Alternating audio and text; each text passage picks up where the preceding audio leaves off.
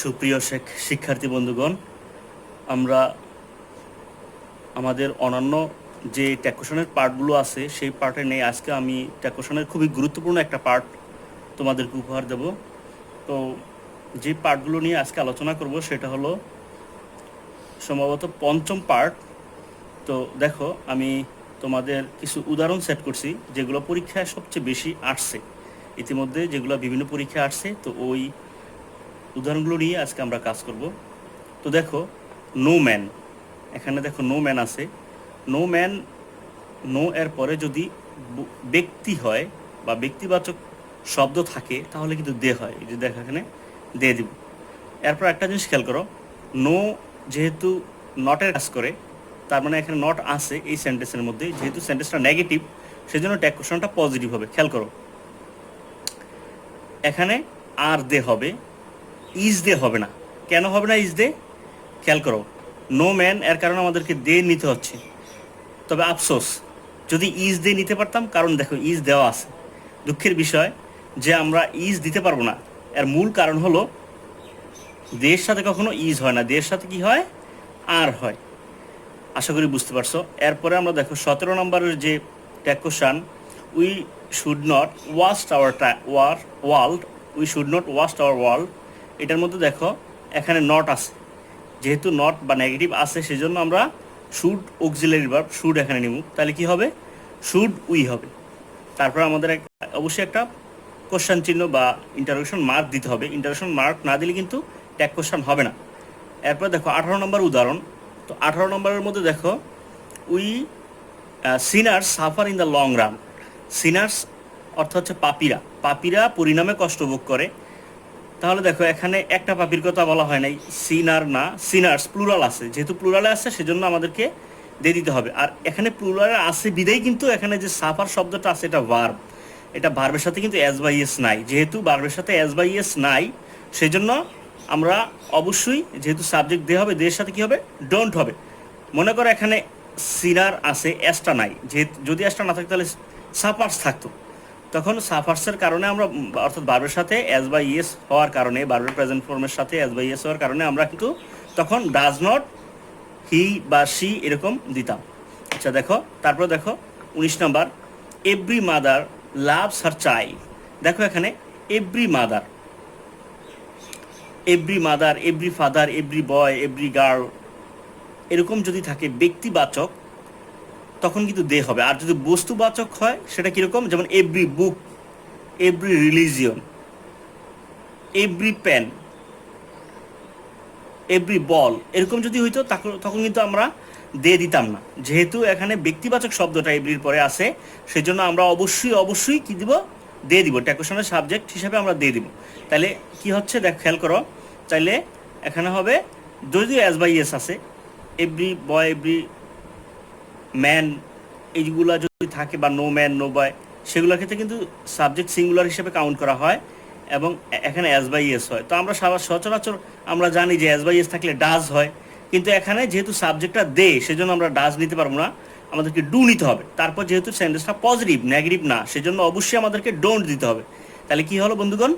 Don't they. আবার একটু খেয়াল করো 20 নম্বরে, let's do something for the country, চলো দেশের জন্য কিছু করি। খুব সুন্দর একটা সেন্টেন্স। দেখো এখানে লেটস বা লেটাস যদি থাকে, লেটস বা লেটাস, লেটস বা লেট আস এই জাতীয় সেন্টেন্স যদি থাকে, লেটস বা লেটাস যদি থাকে, তাহলে অবশ্যই অবশ্যই আমাদেরকে কি নিতে হবে? শ্যাল উই নিতে হবে। খেয়াল করো, আর এই আঁশটা কোথা থেকে আসছে? খেয়াল করো, আঁশটা কিন্তু আসছে তোমার উই থেকে। কোথা থেকে আসছে? উই থেকে। উই থেকে কিন্তু আস, মানে এখানে উই আস হচ্ছে অবজেক্টিভ ফর্ম। তাহলে এখানে একটা শর্ট ফর্মে আছে আস শব্দটা, লেটস এর সাথে অ্যাপোস্ট্রফি দিয়ে আসটা মানে হচ্ছে আস। আচ্ছা, তাহলে let's do something for the country, তাহলে এটা কি হবে? শেয়ালই হবে। এরপরে খেয়াল করো 21 নম্বর সেন্টেন্সে আমরা চলে আসছি। 21 নম্বর সেন্টেন্সটা খেয়াল করো। তো 21 নম্বরের মধ্যে কী আছে এখানে দেখো, অলওয়েজ স্পিক দ্য ট্রুথ। এটা কোন ধরনের সেন্টেন্স? এটা হচ্ছে ইম্পারেটিভ সেন্টেন্স। আর আমরা জানি ইম্পারেটিভ সেন্টেন্সে উইল ইউ হয়, ওন্ট ইউ হয়, ক্যান ইউ হয়, ক্যান্ট ইউ হয়। তো আমরা খুব স্বাভাবিকভাবে বোঝার জন্য, সহজ করে বোঝার জন্য সবসময় উইল ইউ ব্যবহার করবো আমরা। আর যদি এখানে প্লিজ বা কাইন্ডলি থাকতো তখন আমরা ওন্ট ইউ ব্যবহার করতাম। অন্যগুলো ব্যবহার করা যায়, কিন্তু আমরা একটা মার্জিনে চলতে চাই, মানে সহজভাবে বুঝতে চাই, সেজন্য এভাবে আমরা প্লিজ বা কাইন্ডলি থাকলে, রিকোয়েস্ট করলে, যদি রিকোয়েস্ট থাকে সেন্টেন্সে তখন তুমি ওন্ট ইউ, আর রিকোয়েস্ট না থাকলে তুমি উইল ইউ। তবে খেয়াল রাখতে হবে লেটস বা লেটাস থাকলেই কিন্তু শেয়ালই হবে। দেখবা এই সেন্টেন্সটা 20 নম্বরটা কিন্তু ভেরি ভেরি ইম্পর্টেন্ট, এসএসসি পরীক্ষায় খুব খুব আসে, সুতরাং তোমাদেরকে অবশ্যই অবশ্যই এটা মনে রাখতে হবে বন্ধুগণ। তারপরে দেখো 22 নম্বরের যে সেন্টেন্সটা, বার্ডস কান্ট সুইম। এই তো আশা করি বুঝতে পারতেছো, এই দেখছো প্লুরাল ধরতে পারতেছো তোমরা। তাহলে এটা কি হবে, বার্ডস প্লুরাল। বার্ডস মানে পাখিরা, একটা পাখিকে এখানে বোঝানো হয়নি, পাখিরা ক্যান নট সুইম, পাখিরা সাঁতার কাটতে পারে না। এখানে খেয়াল করো এই যে ক্যানের সাথে নট হয়েছে, এটা কিন্তু শর্ট ফর্মে আছে auxiliary verb, can not can't হিসাবে আছে। তো আমাদের কি করতে হবে, স্বাভাবিকভাবে যেহেতু প্লুরাল, একটা পাখি যদি হইতো, মানে এসটা যদি না থাকতো, বার্ড হতো, তখন কিন্তু আমরা, অথবা দি বার্ড যদি হতো, তখন আমরা কি নিতাম, ইট নিতাম। পাখির একটা পাখি বোঝানোর কারণে তখন আমরা ইট নিতাম, যেহেতু পাখিরা। তো ঠিক 23 নম্বর ভিডিওতে আমরা আসি। তো 23 নম্বর ভিডিওতে একটু খেয়াল করো, নোবডি বিলিভস এ লায়ার। 23 নম্বর ভিডিওর মধ্যে নোবডি যেহেতু আছে, সুতরাং এই সেন্টেন্সটা নেগেটিভ সেন্টেন্স। তাহলে নেগেটিভ হলে কি করতে হবে, নট যাবে না, আমরা জানি তো, এবং দে দিতে হচ্ছে আমাদেরকে নোবডির জন্য। দেখো এখানে এস বাই এস আছে, তো এস বাই এস থাকলে আমাদের এখানে ডাজ হবে না, আমাদেরকে ডু দিতে হচ্ছে, কারণ নোবডি থাকার কারণে আমরা দে নিয়েছি সাবজেক্ট হিসেবে এটা কোশ্চেনের। তাহলে কি হচ্ছে বন্ধুগণ, দেখো ডু দে হয়েছে। এরপর দেখো 24 নম্বর সেন্টেন্সটা, ওপেন দ্য ডোর। এটা আমরা জানি যে ইম্পারেটিভ সেন্টেন্স, তো ইম্পারেটিভ সেন্টেন্সের মধ্যে ওপেন দ্য ডোর হবে উইল ইউ, কিন্তু এটা যদি প্লিজ বা কাইন্ডলি থাকতো তখন আমরা ওন্ট ইউ দিতাম। এছাড়া আর অন্যান্য দেওয়া যায়, তোমরা জানো can you, could you, would you দেওয়া যায়। তো আমরা সাধারণত সহজভাবে শেখার জন্য এভাবে চিন্তা করছি যে যদি আদেশ বুঝায় তাহলে আমরা উইল ইউ দিব, আর যদি অনুরোধ হয় তখন ওন্ট ইউ দিব, আর প্রস্তাব বুঝালে লেটস বা লেটাস থাকলেই শেয়ালই হবে। দেখো 25 নম্বর সেন্টেন্সটা, দেয়ার ইজ আ মিস্টেক। তো আমরা জানি যে দেয়ার দিয়ে যদি কোনো সেন্টেন্স শুরু হয় তখন আমাদের কি করতে হবে, সাবজেক্ট হিসাবে ট্যাগ কোশ্চেনে দেয়ারই যাবে, এখানে এই দেয়ার চলে যাবে, সাবজেক্ট হিসাবে দেয়ার চলে যাবে, খেয়াল করো। তাহলে দেখো ইজ ভার্ব, তাহলে ইজেন্ট দেয়ার, এবং একটা প্রশ্নবোধক চিহ্ন অবশ্যই দিতে হবে। 26 নম্বরটা দেখো, 26 নম্বরে কি আছে, নোবডি ডিসলাইকস ফ্লাওয়ার। কেউই ফুলকে অপছন্দ করে না, সবাই পছন্দ করে, খেয়াল করো, স্পেশালি আমিও পছন্দ করি। দেখো নোবডি বিলিভস ফ্লাওয়ার, তাহলে নোবডির জন্য আমাদেরকে কী দিতে হচ্ছে, দে দিতে হচ্ছে সাবজেক্ট হিসেবে, আর নোবডি নট আছে অলরেডি সেন্টেন্সের মধ্যে, তাহলে কি হবে এখানে, নোবডি ডিসলাইকস এ ফ্লাওয়ার, তার মানে এটা কি হবে সেন্টেন্সটা, এটা কখনই ডাজ হবে না, যদিও এখানে অ্যাজ বাই অ্যাজ মনে রাখতে হবে, দে থাকার কারণে ডু দে দিতে হবে, এবং নট তো অলরেডি আছে। দেখো a barking dog seldom bites, এই সেন্টেন্সটা খুবই খুবই আসে 27 নম্বর সেন্টেন্সটা।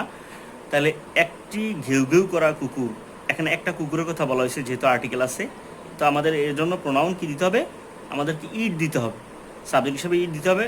আর দেখো সেলডম, কদাচিৎ কামড়ায়, ঘেউ ঘেউ করা কুকুর কদাচিৎ কামড়ায়, তো সেলডম শব্দটা নেগেটিভ শব্দ, সেজন্য আর এখানে আমাদের নেগেটিভ হচ্ছে না। দেখো বাইটস আছে, সেজন্য অ্যাজ বাইটস মানে কামড়ানো, বাইট অর্থ কামড়ানো, তো bites subject third person singular হওয়ার কারণে ভার্বের সাথে অ্যাজ বাইস আছে। তো আমরা জানি এটা হচ্ছে 1.1 অর্থাৎ প্রেজেন্ট ইনডিফিনিট টেন্স, তাহলে কী হবে, ডাজ ইট হবে।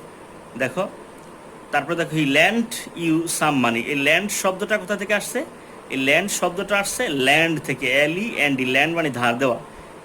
হি ল্যান্ড ইউ, সে তোমাকে ধার দিল, সাম মানি কিছু টাকা। তাহলে খেয়াল করো এখানে এটা যেহেতু ভার্বের B2, এটা যেহেতু ভার্বের B2, সেজন্য এখানে ডিডেন্ট হি হয়েছে, এটা পাস্ট ইনডিফিনিট টেন্স, অর্থাৎ 2.1 পাস্ট ইনডিফিনিট টেন্স হওয়ার কারণে এখানে ডিডেন্ট হি হয়েছে। দেখো 29 নম্বর সেন্টেন্সটার দিকে খেয়াল করো, we ought to love our country. খেয়াল করো বন্ধুগণ, তাহলে অট শব্দটার অর্থ হচ্ছে উচিত, we ought to love our country, আমরা আমাদের দেশ, আমাদের উচিত আমাদের দেশকে ভালোবাসা। এই অট শুডের মতো অর্থ করবে, অটের অর্থটা হবে শুডের মতো, এটা একটা অক্সিলারি ভার্ব, অট তো একটা অক্সিলারি ভার্ব। তাহলে কি হচ্ছে, দেখো অট নিজে এখানে অক্সিলারি ভার্ব যেহেতু ইউজ হয়েছে, সুতরাং এখানে আমাদেরকে অডেন্ট উই দিতে হচ্ছে। দেখো এটা হচ্ছে সাবজেক্ট, তাহলে সাবজেক্ট এখানে নাউন থাকলে প্রোনাউন হবে, প্রোনাউন থাকলে তো প্রোনাউন আসি, প্রোনাউনই হবে, কখনো ট্যাগ কোশ্চেনের সাবজেক্ট হিসাবে মনে রাখবা নাউন হয় না, সবসময় প্রোনাউন হয়। হানি, মধু টেস্ট সুইট, মধু মিষ্টি লাগে, তাহলে খেয়াল করো, বা মধুর স্বাদ মিষ্টি হয়। এখন এই হানি মধু এর এর প্রোনাউন হবে ইট, টেস্ট স্বাদ বা স্বাদ নেওয়া। এখন এই টেস্ট এর সাথে অ্যাজ বা ইয়েস আছে, খেয়াল করো, তাহলে এটা কী হবে? এটা হবে ডাজেন্ট ইট। কারণ কি, সাবজেক্ট যেহেতু ইট আছে, সুতরাং আমাদেরকে অবশ্যই সেন্টেন্সটা পজিটিভ হওয়ার কারণে নেগেটিভ করতে হবে, সুতরাং আমাদেরকে করতে হবে ডাজেন্ট ইট। দেখো আমরা আজকে এখন কিছু তোমাদের কাজ দেব, তোমরা অবশ্যই অবশ্যই তোমরা পরে আমাদের যেই তোমাদের কমেন্ট বক্সে অবশ্যই জানিয়ে দিবে কিভাবে আমরা, যাতে তোমরা বুঝতেছো কিনা, আমাদের ক্লাসটা তোমরা বুঝতেছো কিনা, সেজন্য তোমরা অবশ্যই কমেন্ট বক্সে আমাদেরকে জানিয়ে দিবে যে তোমরা আমার ক্লাসটা বুঝতেছো কিনা।